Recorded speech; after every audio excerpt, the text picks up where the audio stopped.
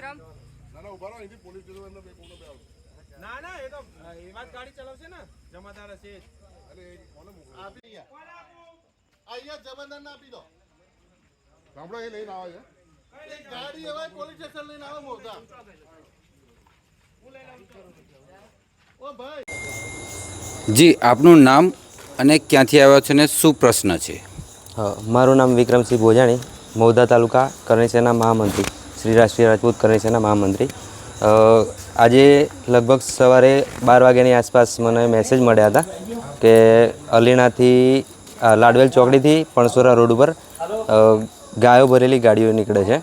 તો મેં આજે રાત્રે 8 વાગે ત્યાં આગળ હાજર રહ્યો અને જાતે ત્યાં આગળ તપાસ કરી. તો ત્યાં આગળ મને જાણવા મળ્યું કે આ ગાડી આ રીતે નીકળી છે અને ત્યાં આગળ ગાડી પાછળ પાટિયાને બધું મારેલું હતું. એટલે મને શક ગયો કે આ ગાડી ભરેલી છે ગાયોથી. એટલે હું એનું પાછળ ગયો. ત્યાં શેરી પાટિયા આગળ જતાં મને એ ગાડી હાથ મારીને રોકી તો એ ગાડી ઊભી રહી અને ત્યાં આગળ મેં ગાડીમાં તપાસ કરી, એના ડોક્યુમેન્ટ ચેક કર્યા તો એની જોડે પરમિટ નથી અને આજથી 15 વર્ષ પહેલાંની પરમિટ બતાવતો હતો. તો મેં આની વાત આગળ કરણી સેના અધ્યક્ષને વાત કરી તો એમને કીધું કે મૌધા પોલીસ સ્ટેશન, અલીણા પોલીસ સ્ટેશનને તમે ગાડી લઈ જાઓ, ત્યાં આગળ તપાસ કરાવો. ત્યાં આગળ કરણી સેના અધ્યક્ષને એ બધા ત્યાં આગળ હાજર રહ્યા. મહિપતસિંહ ચૌહાણ અને રાજેન્દ્રસિંહ રાઠોડ, પ્રદીપસિંહ ભોજાણી, આ બધા ત્યાં આગળ હાજર રહ્યા હતા.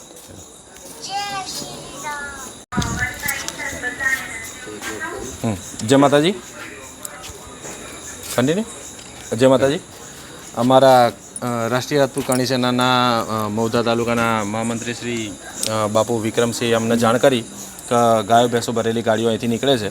તો અમે ત્યાં જગ્યાએ પહોંચ્યા અને બાપુએ એક ગાડી પકડેલી હતી જેની અંદર 2 ભેંસો હાજર હતી. તે ગાડી પકડીને અમે લોકો ત્યાંથી અલીણા પોલીસ સ્ટેશને લાવ્યા. તે પછી તેના ડ્રાઈવર સાથે અમે વાતચીત કરવાનો પ્રયત્ન કર્યો. તો તેના ડ્રાઈવરે તે ભેંસો ભરેલી જે ગાડી હતી એના માલિક સાથે અમને વાત કરાવી. તો એ માલિકે અમારી સાથે એવી વાત કરી કે બાપુ અમારી 10-15 જે ગાડીઓ છે એ તમે નીકળી જવા દો, અમે તમારી સાથે સેટિંગ કરવા તમારા પૈસા આપવા માટે અમે 6 લાખ સુધીનો તોડ રાજી છીએ અને એને 6-6.5 લાખ રૂપિયા સુધીનો તોડ કરવાની અમારી સાથે પ્રયત્ન કર્યો. પણ અમે એ વાતમાં ના પાડી દીધી. પછી અમારા જે અધ્યક્ષો છે કે જેમ કે મહિપાલસિંહ, પ્રદીપસિંહ, એમને અમે બોલાયા અને પછી ગાડીઓ અત્યારે અમે મૌધા પોલીસ સ્ટેશને સુપ્રત કરેલી છે. તો અમારા બાપુ 2 શબ્દ કહેશે.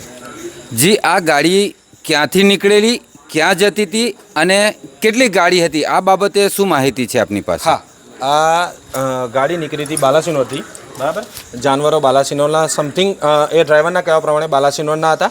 ત્યાંથી 11 ગાડી નીકળી હતી. એમાંથી 1 ગાડી આપણા હાથમાં આવેલી છે અને 10 ગાડી આગળ નીકળી ગયેલી છે, અન્ય રસ્તાથી નીકળી ગયેલી છે. જે આ ગાડી પકડાઈ એના પછી રસ્તા બદલીને અન્ય જગ્યાએથી નીકળી ગયેલ છે.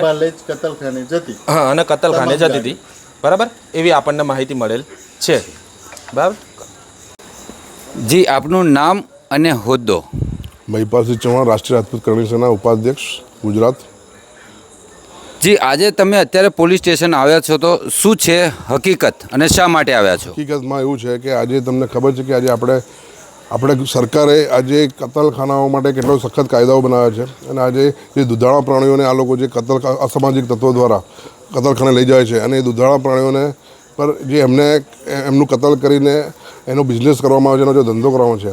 તો આજે અમારા એક મૌધા તાલુકાના અમારા વિક્રમસિંહ ભોજાણી, જે રાષ્ટ્રીય રાજપૂત કરણી સેનાના મહામંત્રી છે, તેમને કંઈક જાણ થઈ કે ભાઈ આજે આપણે પણસોરા ડાકોર રોડ ઉપર ત્યાં આજે 10 થી 15 ગાડીઓ આવી રીતે કતલખાને લઈ જવામાં આવી રહી છે. તો એમણે સવારથી જ એમની ટીમ દ્વારા રેકી કરી અને રેકી દરમિયાન આજે હમણાં સાંજે ત્યાં 1 ગાડી એમણે પકડી, જેમાં જે 2 ભેંસો ઓલરેડી હતી અને 2 ભેંસો પકડીને ડ્રાઈવર અને કંડક્ટર ભાગી ગયા અને 2 ભેંસોને અમે અલીણા પોલીસ સ્ટેશન સુપ્રત કરી અને અલીણા પોલીસ સ્ટેશન આજે મૌધા પોલીસ સ્ટેશન લાવવામાં આવ્યા.